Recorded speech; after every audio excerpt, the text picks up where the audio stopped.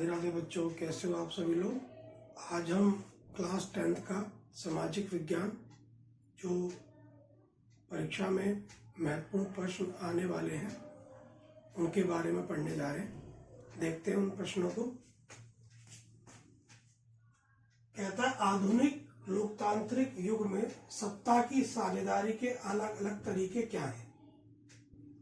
जो आज का लोकतांत्रिक युग है, लोकतंत्र अर्थात लोगों का तंत्र, जिसमें सरकार जनता के लिए हित के कार्य करती है, ठीक है। तो उसमें जो सत्ता की साझेदारी है उसके तरीके अलग अलग क्या है। पहला, शासन के विभिन्न अंगों में साझेदारी, ठीक है। आधुनिक युग में जो सत्ता है उसमें जो बंटवारा है वो अलग अलग कर दिया गया। जैसे शासन के जो विभिन्न अंग हैं, जिसमें विधायिका, कार्यपालिका और न्यायपालिका है, इसमें इनके बीच में सत्ता का बंटवारा कर दिया गया है। इनका काम अलग अलग कर दिया गया है। जैसे विधायिका कानूनों का निर्माण करती है, कार्यपालिका कानूनों को लागू कराती है और न्यायपालिका कानून की रक्षा तथा उल्लंघन करने वाले को दंड देती है। तो देखिए, इसके अंदर विधायिका का काम अलग कर दिया, कार्यपालिका का काम अलग कर दिया और न्यायपालिका का काम अलग कर दिया, ठीक है। तीनों अंग नियंत्रण और संतुलन की व्यवस्था का पालन करते हुए एक दूसरे पर अंकुश भी रखते हैं, ठीक है। कैसे कि इसका जो विधायिका है, इसका काम कानून को बनाना, इसको लागू करना और इसको जो नहीं मानता उसको दंड देना। तो इन सबके काम अलग अलग हो गए, ठीक है, जो कि जरूरी भी है। इसमें लोकतंत्र में कोई भी अंग मनमानी और असीमित शक्तियों का प्रयोग नहीं कर सकता, ठीक है। सामाजिक समूहों और भाषाई और धार्मिक रूप में सत्ता का बंटवारा, विभिन्न समूह को आरक्षण देकर उनको सत्ता का भागीदार बनाया जाता है, ठीक है। जैसे कि अभी आपने देखा है कि अब सत्ता में महिलाएं भी जो हैं वो भी एक बेहद महत्वपूर्ण भूमिका निभाती है। ऐसा क्यों किया जाता है। जो पिछड़े हुए वर्ग के जो लोग हैं, ठीक है, जैसे अनुसूचित जाति, अनुसूचित जनजाति, इनको तो सत्ता में भागीदारी बनाया ही जाता है, जिससे ये अपने क्षेत्र का प्रतिनिधित्व सरकार में कर सकें। और अब महिलाओं को भी सत्ता में समान रूप से भागीदार बनाया जा रहा है, जिससे महिलाएं भी अपने जो क्षेत्र है उनका, जहां से वो चुन के आए हैं, वहां की जो महिलाओं की जो समस्याएं हैं, जो कि एक महिला ही अच्छे तरीके से समझ सकती है, वो भी सरकार के सामने रखे और महिलाओं का प्रतिनिधित्व करे, ठीक है। तो इससे क्या होता है कि जो ये वंचित वर्ग माने जाते हैं, महिलाएं, अनुसूचित जाति और जनजाति, ये भी अगर इनको आरक्षण दे दिया जाता है, एक सीट इनके लिए रिजर्व कर दी जाती है, तो इनका उत्थान भी होगा और ये जिस क्षेत्र से आते हैं वहां के लोगों के लिए भले काम भी कर पाएंगे। जो अनुसूचित जाति और जनजाति क्या होती हैं, ये अनुसूचित जाति वो जातियां होती हैं जो कि पिछड़े हुए इलाकों में होती हैं, ठीक है। इनका जो जीवन स्तर होता है वो मध्यम तरीके का होता है। ये आमतौर पर पशुपालन, खेती ही करती हैं, ठीक है। और इनकी जो आर्थिक स्थिति होती है वो बेहतर नहीं होती। तो सरकार क्या करती है, इनको जो है सत्ता में भागीदार बनाती है, जिससे कि जो पिछड़े हुए जो लोग हैं वो भी शासन में अपनी महत्वपूर्ण भूमिका निभाएं और अपना विकास करें। जो जनजातियां होती हैं ये बहुत दुर्गम स्थानों पर पाई जाती हैं, पहाड़ों पर, ठीक है, और बहुत पिछड़े हुए इलाकों पर। इनके लिए जो मूलभूत आवश्यकता जो होती है, रोटी, कपड़ा और मकान, वो भी इनको बहुत मुश्किल से मिलती है। इनका जो आर्थिक स्तर वो बहुत ज़्यादा निम्न होता है, ठीक है। और मूल रूप से ये लोग पशुपालन ही करते हैं, खेती भी करते हैं पर पशुपालन ज़्यादा करते हैं, ठीक है। अनुसूचित जातियाँ जो होती हैं वो व्यापार में भी अपनी महत्वपूर्ण भूमिका निभाती हैं, पर उनकी स्थिति जो है अनुसूचित जनजातियों के मुकाबले थोड़ी सी अच्छी होती है। तो सरकार में अगर इनको आरक्षण मिल जाए तो ये जो है ये अपने आप के अंदर जो है सुधार करके और अपने साथ साथ अपने जो वर्ग है, क्षेत्र है, उनका भी विकास कर सकते हैं। विभिन्न समूहों की हिस्सेदारी देने का उद्देश्य ये है कि लोग स्वयं को शासन से अलग न समझें, बल्कि ये समझें कि हम भी एक शासन का ही हिस्सा हैं। विभिन्न सरकारों के मध्य में बंटवारा, इसमें केंद्रीय सरकार, राष्ट्रीय सरकार, राज्य सरकार, स्थानीय सरकार के मध्य में शक्तियों का बंटवारा होता है। ठीक है, जैसे केंद्र सरकार अलग हो गई, राष्ट्र सरकार अलग हो गई, राज्य सरकार अलग हो गई, स्थानीय सरकार अलग हो गई। इनमें अगर हम जो सब में बंटवारा है, ठीक है, जिसके कारण कोई भी जो सरकार है वो सब पे अंकुश लगा हुआ है। ठीक है,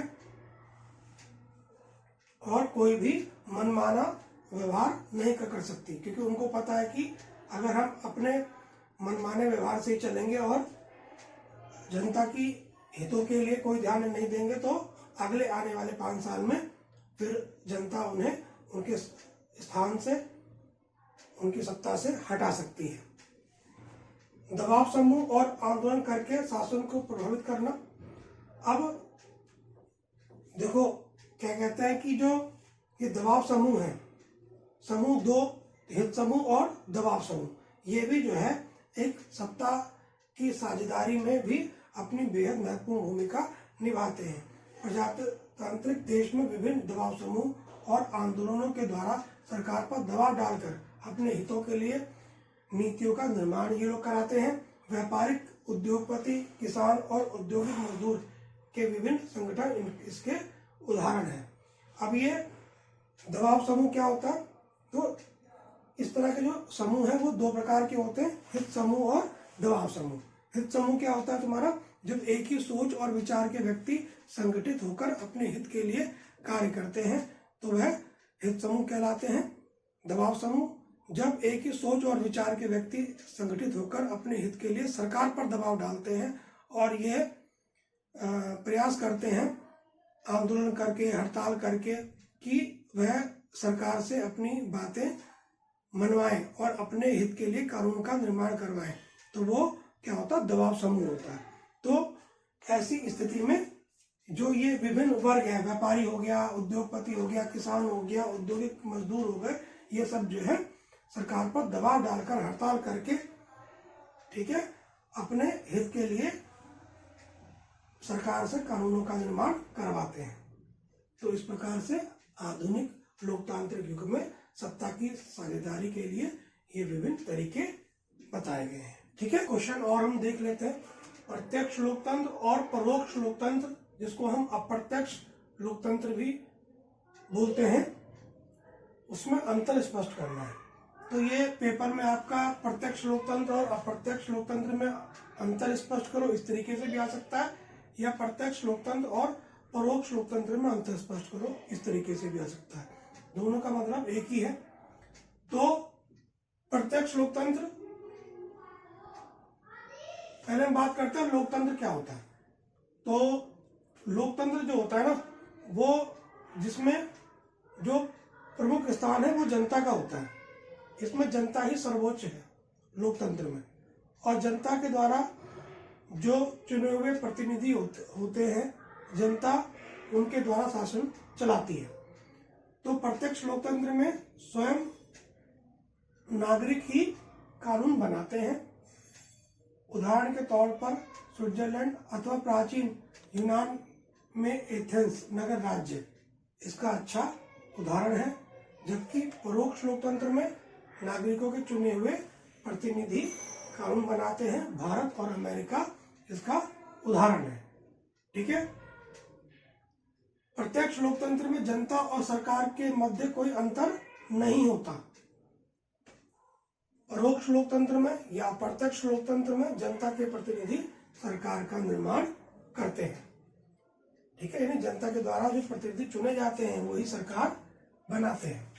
प्रत्यक्ष लोकतंत्र बहुत छोटे राज्यों के लिए उपयुक्त और संभव है, जैसे स्विट्जरलैंड और यूनान के एथेंस नगर आदि। जबकि बड़े राज्यों के लिए परोक्ष लोकतंत्र या अप्रत्यक्ष लोकतंत्र ही उपयुक्त तथा संभव है। प्रत्यक्ष लोकतंत्र में चुनाव कराने की कोई आवश्यकता नहीं होती अथवा इसके आयोजन में किसी तरीके की जटिल प्रक्रिया नहीं होती, जबकि परोक्ष लोकतंत्र में एक निश्चित अवधि के बाद चुनाव कराने की जरूरत पड़ती है और ये एक जटिल प्रक्रिया होती है। ठीक है, तो चुनाव हर 5 साल में अप्रत्यक्ष लोकतंत्र में कराए जाते हैं, जबकि प्रत्यक्ष लोकतंत्र में इसकी कोई जरूरत नहीं होती। ठीक है, एक क्वेश्चन और हम देखते हैं कि एकात्मक सरकार और संघात्मक सरकार के बीच में अंतर स्पष्ट करना है। एकात्मक शासन या एकात्मक सरकार एक ऐसी शासन व्यवस्था है जो कि जिसमें इकहरी शासन व्यवस्था चलती है, अर्थात केंद्रीय सरकार ही सारे देश का शासन चलाती है। ठीक है, तो एकात्मक सरकार वह सरकार है जो कि इकहरी है और जो केंद्र सरकार होती है वो सारे देश का शासन चलाती है। जैसे इंग्लैंड, फ्रांस, नेपाल और श्रीलंका ऐसी प्रणाली का उदाहरण है। ठीक है, इसमें एक ही सरकार या इकहरी शासन व्यवस्था चलाई जाती है, जबकि संघीय शासन में इकहरी शासन व्यवस्था न होकर दोहरी शासन व्यवस्था होती है, अर्थात केंद्र सरकार के साथ साथ पृथक जो अलग राज्य सरकारें होती हैं वो भी भारत और अमेरिका इसके उदाहरण हैं। ठीक है, तो इसमें जो सरकार है वो केंद्र सरकार और राज्य सरकार दोनों होती है, बल्कि उसमें सिर्फ केंद्र सरकार होती है। ठीक है, तो ये पहला मेन अंतर है कि एकात्मक सरकार में जो शासन व्यवस्था है वो केंद्र सरकार चलाती है। इंग्लैंड, फ्रांस, नेपाल और श्रीलंका इसके उदाहरण है, जबकि संघीय सरकार में शासन जो है वो 2 सरकार चलाती हैं, केंद्र में अलग और राज्य में अलग। अमेरिका और भारत इसके उदाहरण है। एकात्मक शासन में प्रशासन की शक्तियां केवल केंद्र सरकार के पास होती हैं। प्रांत सरकारों को केवल उन्हीं शक्तियों का उपयोग करना होता है। केंद्र सरकार कभी भी इन शक्तियों में परिवर्तन कर सकती है। ठीक है, तो एकात्मक जो शासन है वो उसमें जो केंद्र सरकार है सारी शक्तियां उसी के पास है, और जो प्रांतीय यानी जो राज्य की सरकारें हैं उन शक्तियों का खाली उपयोग करती हैं। ठीक है, और जो केंद्र सरकार है वो इन शक्तियों में कभी भी परिवर्तन कर सकती है। लेकिन संघीय शासन व्यवस्था में ऐसा नहीं होता। संघीय शासन प्रणाली में केंद्र सरकार और प्रांतीय सरकारों की सत्ता में सब भागीदारी संविधान में निर्धारित होती है। संविधान में लिखा हुआ है कि केंद्र सरकार की जो सत्ता में भागीदारी है वो अलग है और प्रांतीय सरकारों की सत्ता में भागीदारी अलग है। ठीक है, और प्रांतों की सत्ता में किसी तरह का जो परिवर्तन अगर होगा तो संविधान में संशोधन करके ही संभव है। ऐसे संभव नहीं है कि केंद्र सरकार प्रांतों की जो राज्य है उनकी जो किसी प्रकार का उसमें परिवर्तन उनके शासन में कर सके। ठीक है, एकात्मक शासन में संविधान प्राय लचीला होता है। केंद्र सरकार समय अनुसार इसमें परिवर्तन कर सकती है, जबकि संविधान में जो संघीय शासन है उसमें ऐसा परिवर्तन नहीं किया जा सकता और इसमें जो प्रांतों की सलाह भी ली जाती है। देखिए, जो परिवर्तन किया जाता है संविधान में उसमें पहले तो कोई भी जो विधेयक है वो केंद्र सरकार में केंद्र में पास होगा, लोकसभा में जिसमें 2/3 बहुमत से लोकसभा में पास होगा। फिर उसके पश्चात वो राज्यसभा में जाता है, वहां पर भी उसको पास होने के लिए 2/3 बहुमत चाहिए होते हैं। और उसके बाद वो राष्ट्रपति की मंजूरी के लिए जाता है। जब राष्ट्रपति उस पर हस्ताक्षर कर देता है तभी वह संविधान का रूप लेता है। ऐसे कोई भी परिवर्तन केंद्र सरकार नहीं कर सकती, और जब तक उस पर राष्ट्रपति हस्ताक्षर ना कर दे वो खाली एक विधायक या विधेयक ही रहता है, वह कानून का रूप नहीं ले सकता। ठीक है। जबकि एकात्मक शासन में एक सर्वोच्च स्वतंत्र न्यायपालिका का होना आवश्यक नहीं है, क्योंकि इस शासन में केंद्र सरकार और प्रांतों में किसी प्रकार में के आपसी संघर्ष की भावना या संभावना नहीं रहती। संघीय शासन में एक सर्वोच्च और स्वतंत्र न्यायपालिका का होना आवश्यक है, क्योंकि केंद्र और राज्य सरकारों के बीच में समय समय पर मतभेद उभरने की संभावना बनी रहती है। तो इस प्रकार से हम एकात्मक सरकार और संघात्मक सरकार के बीच में अंतर स्पष्ट कर सकते हैं। ये एक बहुत ही अच्छा और महत्वपूर्ण प्रश्न है जो कि आपके बोर्ड एग्जाम में 10th में आ सकता है।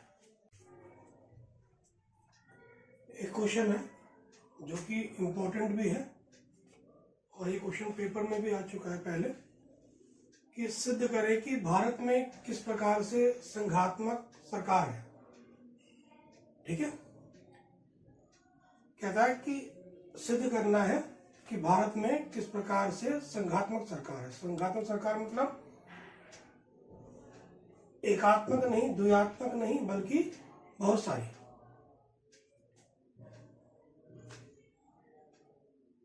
पहला पॉइंट है इसका, दो स्तरीय शासन व्यवस्था। भारत में दो स्तरीय शासन व्यवस्था है, केंद्र सरकार और राज्य सरकार। ठीक है। संविधान के अनुसार केंद्र सरकार सारे देश का प्रतिनिधित्व करती है। तो यहाँ पर भारत में ऐसा है कि केंद्र में अलग सरकार है और राज्य में अलग सरकार है। ठीक है। दूसरा, शक्तियों का विभाजन। केंद्र सरकार और राज्य के बीच में विधायी अधिकारों का विभाजन 3 सूचियों में किया जाता है। यानी जो इनके अधिकार क्षेत्र हैं उनको केंद्र और राज्य के उनको 3 भागों में बांटा जाता है। पहला, संघ सूची। इस सूची के अंतर्गत जो राष्ट्रीय महत्व के विषय हैं जैसे प्रतिरक्षा, विदेशी मामले, संचार, मुद्रा जैसे विषय, इन पर केवल केंद्र सरकार ही कानून बना सकती है। दूसरा, राज्य सूची। राज्य सूची में प्रांतीय और स्थानीय महत्व के विषय आते हैं, जैसे पुलिस, व्यापार, कृषि आदि शामिल है। इन पर केवल राज्य सरकार ही कानून बना सकती है। और तीसरा आता है समृद्ध सूची। समृद्ध सूची में केंद्र सरकार तथा राज्य सरकार दोनों ही सरकारी कानून बना सकती है, जैसे शिक्षा, वन, मजदूर संघ आदि के विषय। अगर इन दोनों सरकारों के मध्य कोई विरोधाभास हो तो केंद्र सरकार का जो कानून होता है वही माना जाता है। ठीक है। अब संघात्मक सरकार को स्पष्ट करने के लिए कुछ और भी दिए हुए हैं नीचे, जैसे कुछ राज्यों को विशेष दर्जा प्राप्त होना। ठीक है। बड़ी संघीय इकाइयों में सभी राज्यों को समान दर्जा प्राप्त नहीं है, जैसे दिल्ली जो कि एक केंद्र शासित प्रदेश है। और भारत के कुछ राज्य जैसे जम्मू कश्मीर को विशेष दर्जा दिया गया है। भारत के संविधान के कई प्रावधान यहाँ पर लागू नहीं होते। जम्मू कश्मीर का अपना खुद का संविधान है। ठीक है। स्वतंत्र न्यायपालिका। भारत में न्यायपालिका स्वतंत्र है, इस पर विधान पालिका और कार्यपालिका का नियंत्रण नहीं है। संविधान की रक्षा और कानून के पालन करवाने और उसके देखरेख में न्यायपालिका स्वतंत्र होती है। ठीक है। तो इस तरीके से भारत एक संघात्मक सरकार है, एक व्यवस्था है जो कि सही भी है कि इस व्यवस्था से कोई भी जो शासन करने वाली जो संस्थाएं हैं वह उन पर अंकुश रहता है। ठीक है। इसमें स्वतंत्र रूप से चुनाव आयोग रखा गया है। स्वतंत्र और निष्पक्ष चुनाव करवाने के लिए संविधान के अंतर्गत एक चुनाव आयोग की स्थापना की गई है, ताकि समय समय पर संसद और विधान सभाओं के निष्पक्ष चुनाव हो सके। तो इस प्रकार से हम कह सकते हैं कि भारत में एक संघात्मक सरकार है। एक क्वेश्चन और हम देख लेते हैं।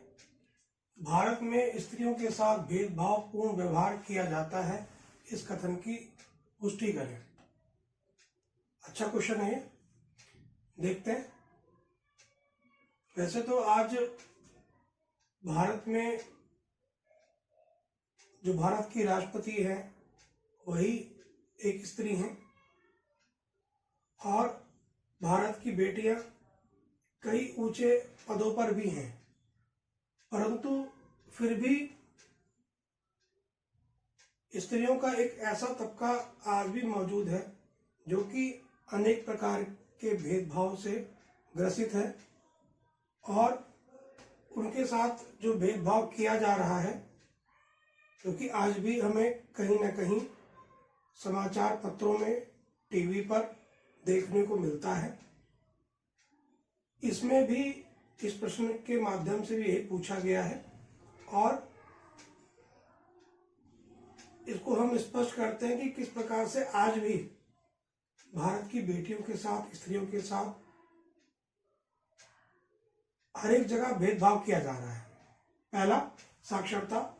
महिलाओं की साक्षरता दर 54% है, जबकि पुरुषों की यह दर 76% है। आज भी जो महिलाएं पढ़ी लिखी हैं वो 54% है और पुरुष 76% है। उच्च पदों पर नियुक्ति। साक्षरता दर कम होने के कारण महिलाएं उच्च पदों पर नहीं पहुंच पाती, वहां उनकी संख्या बहुत कम है। कम मजदूरी। भारतीय कानून के अनुसार सामान्य कार्य के लिए समान वेतन दिया जाना चाहिए, परंतु व्यवहार में महिलाओं की मजदूरी कम दी जाती है और उनसे काम जो है वो पुरुषों के बराबर ही कई जगह पर कराया जाता है। लड़के बेटे की चाहत। आज भी हमारा जो भारतीय समाज है वो एक पितृ प्रधान समाज है, पुरुष सत्तावादी समाज है, जिसमें माता पिता आज भी लड़कों के मुकाबले लड़कियों की चाह बहुत कम रखते हैं। तो सोचते हैं कि लड़के हों, लड़कियां ना हो, जिसका प्रभाव क्या हुआ कि देश में लिंग अनुपात 927 रह गया है, यानी 1000 लड़कों के पीछे सिर्फ 927 ही लड़कियां हैं। महिलाओं के साथ उत्पीड़न, शोषण व हिंसा।